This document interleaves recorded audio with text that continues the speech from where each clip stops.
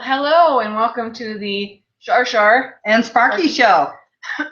Excuse me. We are coming to you from our shared space here in Colorado, and we wanted to do this show to share our experience and bring some humor to life and hopefully inspire and empower others through our story.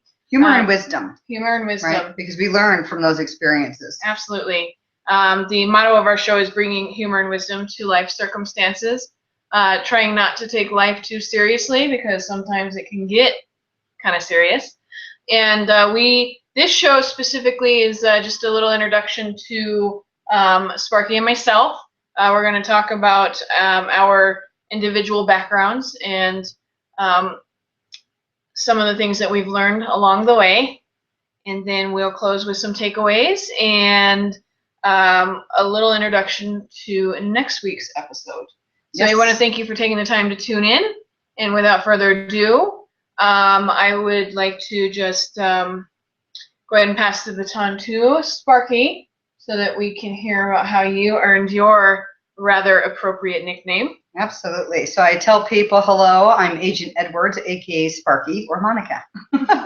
And they kind of tie in together. So years and years ago, when I was in the Special Investigations Academy with the Department of Defense for the United States Air Force to become a special agent, it was mostly men with some women sprinkled in. And the men were really rationing out the shiza to us women, but in a fun and friendly way. And I grew up with all brothers, so I can take it, but I can dish it right back out.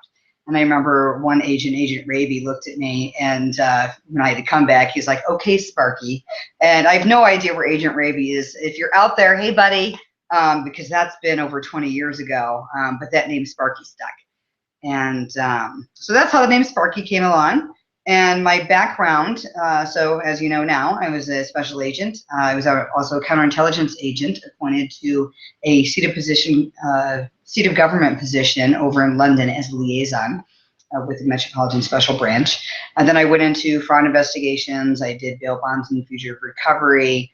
And then here I am a spiritual coach, health and wellness coach, herbalist, and all kinds of fun things. So my story, just a little bit of background, I'm not going to give you the entire gory details of everything I've been through that brought me to where I'm at today, because you're going to find that on my blog and probably in future podcasts. And the blog is on thelivingwell365.com. Next Thursday, we start the new segment, Spiritual Teaching Thursdays. And I start off by telling you what my story is and how I got there. So in short, went through 2 marriages, 20 years of marriage. First one was about, I was with the man for about 11 years. I'm not the same person I am today that I was back then. And that's how we learn and we grow through experiences, right? Second marriage, we're still friends. A great man. We're just not good married people. I was blessed to be able to help raise my 3 stepchildren, incredible young men today. And the youngest one, I've got some great pictures from our wedding when he was 8 years old. He is now the drummer, Eric Armenta from Greece, Carolina.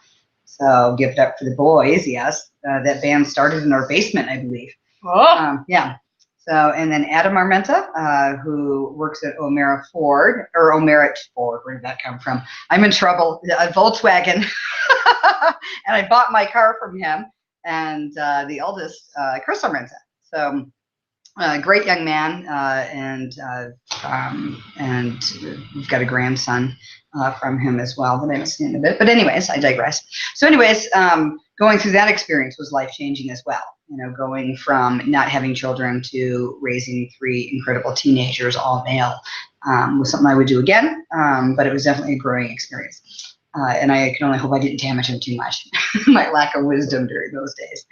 So after the marriage, things actually went even further south after the divorce happened. Unfortunately, I lost a business that went downhill. That forced me into bankruptcy, which I couldn't even speak about for years because it was so humiliating. At that point, I believed that bankruptcy was only for people who spent outside their means, which is not something I believed in.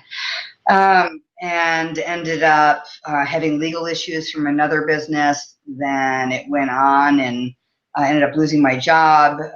In the bankruptcy, I lost a couple of rental properties, recreational vehicles, everything I worked so hard for. And today I realize those things mean nothing. Then it was devastating, but today I realize they're things. That's not what life is about. Life is not about things. So again, every experience we have, you learn, you pay attention, you grow, it changes you, and you evolve into the person that you're meant to be. And so from there, I lost my job and started recreating who I am, what I'm going to do. And I thought this time I'm going to do something that I really am passionate about, which is making a difference in the lives of others. And Char-Char, I didn't know how that was going to go. You know, I got my personal training certificate, and I do a little bit of that, but it was a good foundation for some of the health and weight loss coaching that I do. But I work with pharmaceutical grade supplements and under the direction of several naturopathic doctors to help people bring their bodies and health back into balance using herbs. And it's not the herbs we sell in Colorado. They're actually in a bottle. And pharmaceutical grade biofeedback scans. And then I did the health coaching certification, and I did the life coaching, spiritual life coaching certification. And people were going, what are you going to do? I mean, these things like a hodgepodge of things, but they've really just formed into this incredible business that I have, where I make a difference in aspects of my client's life, and everything from their health, their weight, all the different wheels of wellness, their spirituality. I'm able to coach people on different types of goals in their work and their own businesses. Obviously, their health issues, weight loss issues, dealing with deaths of people, of loved ones. The life coaching and spiritual life coaching, if you believe in a higher power, and I have my own spiritual beliefs, but I don't force them on others. You know, I allow them to express what their beliefs are. And if they believe in any higher power, I can coach them addressing that higher power with them. So the only people that I don't use spiritual coaching on are people who believe in no higher power. And I actually met a guy once, and several other people, so I shouldn't say once, but he felt that it was absolutely ridiculous to pray or talk to anyone outside of yourself. So I use life coaching with him, and I can do that. So long story short, then things went from bad to worse. After losing everything, losing my job, had to sell my house. I ended up moving a couple of times till I found my space here, and that I now own, and I just love it. But also got in 4 car accidents, and it was one after the other. Only one was my fault, but it just seemed like a black cloud was following me. There was a flood in the house that I was in. There was a burglary in the house that I was in. I walked in on the burglars, and then it really got serious. And those details I'm not going to go into just yet. Because that's a whole nother story, another chapter. So with that, in a nutshell, I know my time is up to speak. That's kind of what has brought me here. It's been a whole metamorphosis, and every decade has changed who I am. Every day, if you're paying attention, you learn something from every experience and every person you come in contact with, and you grow and evolve into the person you're meant to be. And so that's kind of my story, with the gory details to follow my blog on thelivingwell365.com. So check that out on Thursdays coming up. Now, Char-Char is going to share how she got the name Char-Char and what brought her to this point in life. Well, and I think it's so appropriate to sort of hold some stuff back, even though being a fiery Sagittarius, I tend to lay it all out there, but there's something to be said about leaving them wanting more. So we will delve a little bit deeper into some of the life circumstances that have created who we are today, or molded us into who we are today.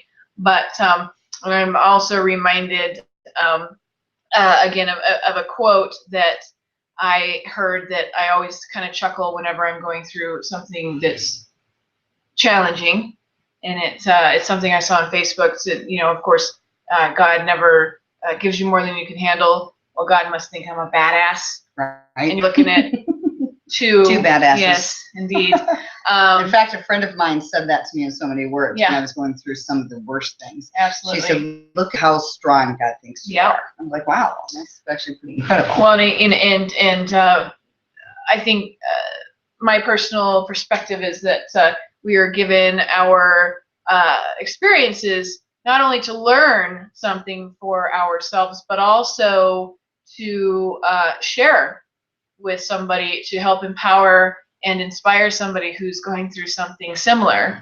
And at least in my life, that's something that I've always kind of gleaned on with respect to my personal experience. As far as the nickname that I have, I've been called many things throughout my life. Not all positive? Yeah, well, not always as lighthearted as Char-Char. But when I started dating my last husband, we had a group of friends that always liked to tease him and me about the fact that I'm consistently, at pushing things to level 11, sort of like a Spinal Tap reference. Like these go to 11, I go to 11. I'm pretty intense in my approach in life, and I think that comes from just being a really passionate individual. And so it came about that I was being compared to everybody's favorite Star Wars character, Jar Jar Binks. And so I just, tongue in cheek, sort of rolled with it, and I decided that I would embrace the Char-Char, the fabulous Char-Char. And of course, everybody says, or there's a split crowd, just letting my nerd hang out a little bit, of folks who you either love Jar Jar Binks or you hate Jar Jar Binks, and that's kind of how most people feel about me. Are you saying you're an acquired taste? I am very much an acquired taste, and that's mainly because because of my Sagittarius nature, I'm very blunt and straightforward. And what I always tell people that you may not be ready to receive the message that I'm giving to you, but it's coming anyway. Just like a train, it's a train off the tracks. There's no stopping it. So in short, that's kind of how I acquired my nickname. Another nickname that I went by for a very long time was Spider Girl, because Charlotte's Web, Charlotte the Spider, etc., etc. But at any rate, as far as my background is concerned, I was born in Dallas, and I was born to a couple of people who I don't really think were really ready to be parents. And both of my parents did suffer from addiction. And growing up, my mother wasn't really present in my life, and I was kind of the quintessential latchkey kid. I remember as a young child not really seeing my father for days on end. And so, I ended up kind of raising myself, and was parentified from a very young age. And my dad, God bless him, I think that he really did the best he could. He kind of raised me more as a boy, and then so I didn't have a lot of feminine influence, which coming into my later years, or most recently, something that I've really had to learn how to embrace.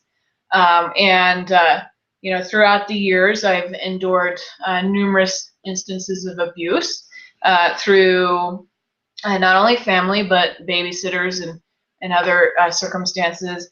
I've been raped, I've been mugged, and I was really what I call asleep at the wheel, so to speak, for a very long time, until I had an epiphany when I have a beautiful daughter now. When she was a very young child, I ended up homeless with her, and I remember the very distinct moment. And I was sitting in a Volunteers of America shelter with her, and I was realizing that the way that my life was going was not what I was sent here to do. And I always had this knowing from a very young age that I was sent here for something greater. I always like to refer to something. It's something I've studied myself called epigenetics. Some specific faiths refer to it as the curse or the sins of the father, and it's essentially how certain patterns are passed down through generations. And I was kind of starting to experience that myself, where I was going down a path that was similar to the fathers before me. But I believe that the birth of my child was something that I say all the time, quite literally saved my life. And that moment when I was sitting in the shelter with my child, wondering what I had, what was the meaning of my life, what was I supposed to be doing, I kind of had an epiphany, and I went the very next day to the library, and I checked out every single book I could find on self-improvement or self-actualization. And one of my favorite teachers that I've come to know, Dr. Wayne Dyer, was one of the books that I ended up reading. I had a pile of books, but specifically this one particular book stood out to me. And then also Which one was it? Do you remember? In all honesty, I don't really remember what. Well, she's read all of his books. I've read all of his books, so it kind of like it sort of melds together because I've read pretty much everything he's ever written. But another book that really stood out to me was Erin Brockovich's story. She wrote a book said, "Take it from me, life is tough, but you can win." I think that's the title of it, or at least that's close. And as anybody knows, has ever seen the movie. Of course, Hollywood sort of embellished a lot of things, but Erin Brockovich became a huge inspiration for me simply because she was a strong, empowered, single mom, female that decided to take her power back. And that's what we call an overcomer. Right. And so I became determined, and I think that specific point in my life was when I specifically woke up to the reality that I was sent here to have this experience so that I could share my experience with others and hopefully inspire and empower others to transcend the challenges that they're faced with. Because let's be honest, life is messy, and just a little. But our power lies in how we react to life circumstances. And while we are unconsciously aware, while we are, that's kind of an oxymoron, while we're unconscious, we don't necessarily understand that we have the power to choose how we respond.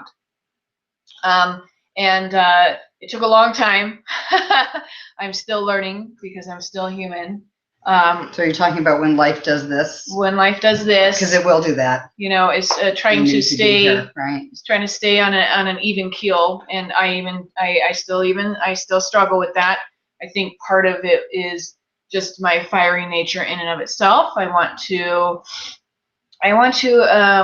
have the desire to maybe attack things like a ferocious bulldog, when sometimes maybe a little bit more of a gentle approach would be appropriate. So in a nutshell, I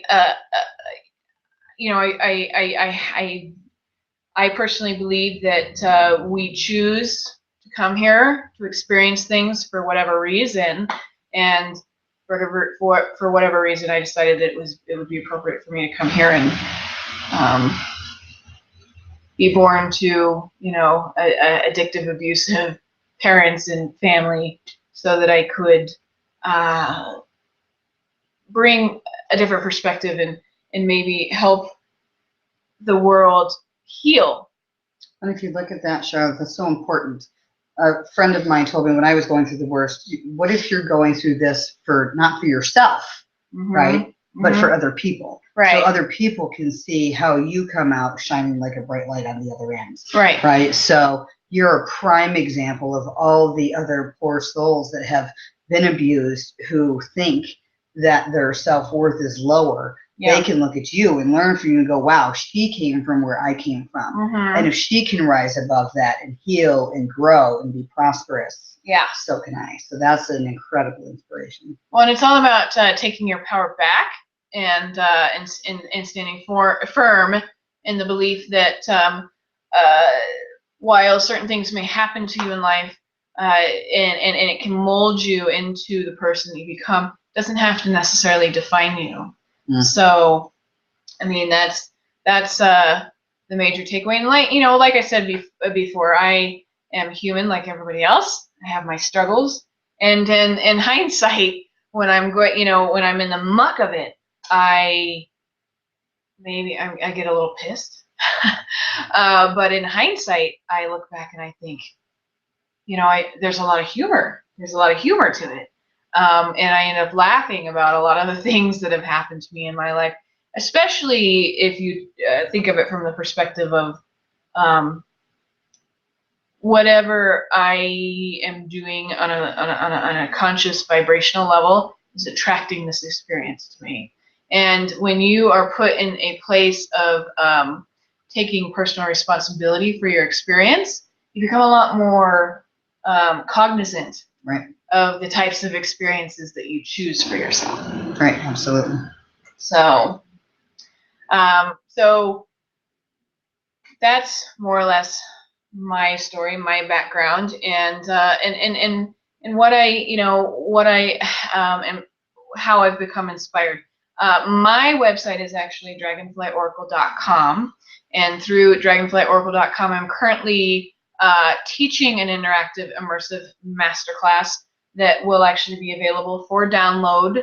It's called Be Your Own Guru, and essentially what we're teaching is how to the path of discovery that I took over the last 14 years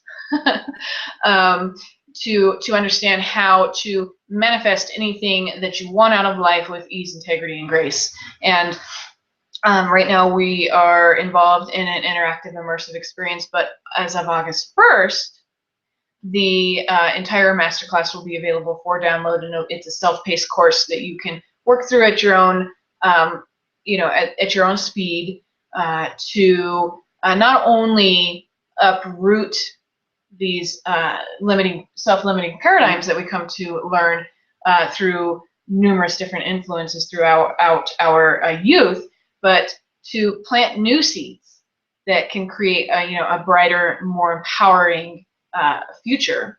And so that's something that I'm working on. I also do a lot of intuitive guidance and coaching through dragonflyoracle.com. So that 3 times real fast. Yeah, intuitive guidance and coaching. And I do sort of have a spooky spiritual approach to what I do, but I do have the mind of a spiritual scientist, not to be confused with Scientology, because I feel like there, on one hand, there is a logical explanation to all the mysteries of the universe, and on the other hand, we just have to embrace that we don't know what we don't know. So very true. And Char-Char and I learn from a variety of sources. Some of my favorites, we share a lot of the same favorites. And another one of mine is Joyce Meyer and Rick Warren.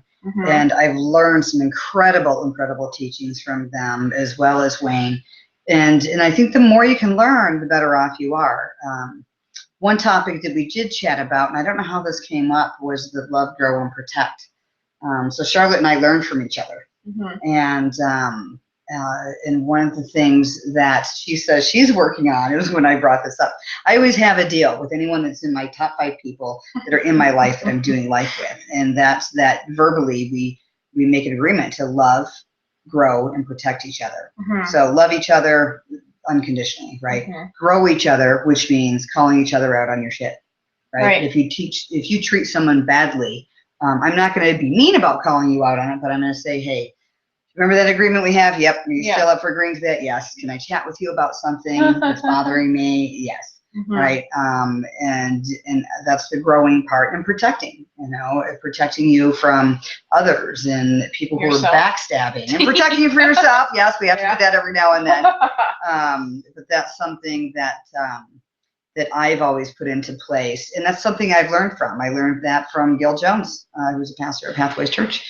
And when I used to go there, and so we learn from a variety of sources. Yeah. And each other, absolutely, absolutely. And I'm in the guru class, which I'm telling you folks is life changing. I'm in the interactive class, which is a real blessing. So when that comes available for the self-paced in August, I think it is August 1st. You need to check that out. Definitely. It's definitely a game changer. I appreciate that you have that kind of faith in the process. Absolutely. And it's like, and I always say that the system doesn't work unless you work it. So it's very much something that you have to embrace and be willing to work, because that's what life is about. It's definitely not a passive experience. It's an interactive experience. And yes, one of my greatest areas of opportunity is being a little bit more delicate in my approach with people, because I am again the quintessential Sagittarius. We're known for being very blunt and straightforward, and sometimes our approach is not necessarily very well received by others. We have to get their permission first. Yeah, I don't go. That's key. I operate from the perspective that it's better to ask for forgiveness and later. It's definitely a growing and learning experience for me, because I have found that a number of people don't necessarily. I'm just by virtue of who I've become. I'm a very solution-oriented mind, and I've learned that not necessarily everybody wants to hear or discuss a solution. Some people just want to discuss the problem, or have, I guess, a sympathetic ear without necessarily going to that place where we're discussing solutions. And well, people want to complain, but they don't want to take action to change. Well, yes, and that's definitely an area of that I could stand to maybe be a little bit more delicate and graceful. Well, it's all about learning, growing, and changing every single day. Every single day. Yes, if you're paying attention. Yes, and building relationships, of course. It's important to try to be understanding and sorry, folks, I got a frog in my throat. Sympathetic of other people's sensitivities. Right. While I say that, there's a little thing in the back of my mind that goes, no, I don't like that. But not everybody is like me, and that's the beautiful thing about life is the diversity of our experiences and the diversity of the people that we we become involved with, and who we become as we evolve. And I think Char-Char put a bone in my cocktail. No, I did not mix the cocktails this time. That's why she's sorry, still, folks. That's why she's still able to form sentences. Yes. I'm not allowed to make the cocktails anymore. So where are we going next week with these people? Let's talk. This week's takeaway, of course, is the trick is to learn. Sorry, I'm looking at it's supposed to be unscripted, but I have notes, okay? Like I cheat, whatever. It's an outline. Okay, so the trick is to learn from your experiences, but not allow your mistakes to define who you are. Because, again, we are all part of this human experience, and we are given the opportunity to make mistakes so that we can learn. As far as next week's episode is concerned, what we're going to discuss is what a consciouspreneur is. And excuse me, folks. And basically, the prospect of being a consciously aware entrepreneur is that you are somebody who operates from a place of spirituality, whatever that means to you. And there's a Bella dog is backing me up here. Monica and I both consider ourselves to be consciouspreneurs because we are entrepreneurs that have a very sincere, inspirational piece to our practice, or a spiritual piece to our practice. And so consciouspreneur is a term that I claim to have coined myself. I'm not sure if I'm the original thought, the person that originally thought of that term in and of itself, but it's the first time that I said it was the first time that I heard it. So I'm claiming the rights to the word consciouspreneur. And so next week's episode is when we go into what exactly is a consciouspreneur, and how, if you feel inspired to endeavor into your own entrepreneurial aspect with respect to your spirituality, how you can go about doing that for yourself. There's many different ways. I always like to say that you don't necessarily need to see the whole staircase. You just need to take the first step. Absolutely. And we're going to regale you with many more topics from relationships, dating, marriage, divorce, death of loved ones, suicide, raising kids, raising children, right? With humor. Yes, lots of it. Yep. And we're so very thankful that you have chosen to tune into the Char-Char and Sparky show. It's live and uncut. She's getting a little choked up because it's so inspiring, and we don't script these shows. We don't edit them, just because this is the way life is. It's live, it's unscripted, it's unedited, and that's the whole premise behind the Char-Char and Sparky show. So with that, I want to thank you for taking the time to watch today, and we will be back again next Friday. We broadcast every Friday at 11 a.m. Mountain Standard Time, and you can watch on YouTube, through social media, or by visiting either one of our websites. This is going to be simulcast on thelivingwell365.com, which is Monica's website, and it's also broadcast on dragonflyoracle.com, which is my site. So thank you again for taking the time to watch. I hope that you gleaned something from this, and feel free to reach out if you have ideas, suggestions, questions, etc. Until then, blessings. Yeah, thank you so Namaste. much. Take care. Bye-bye.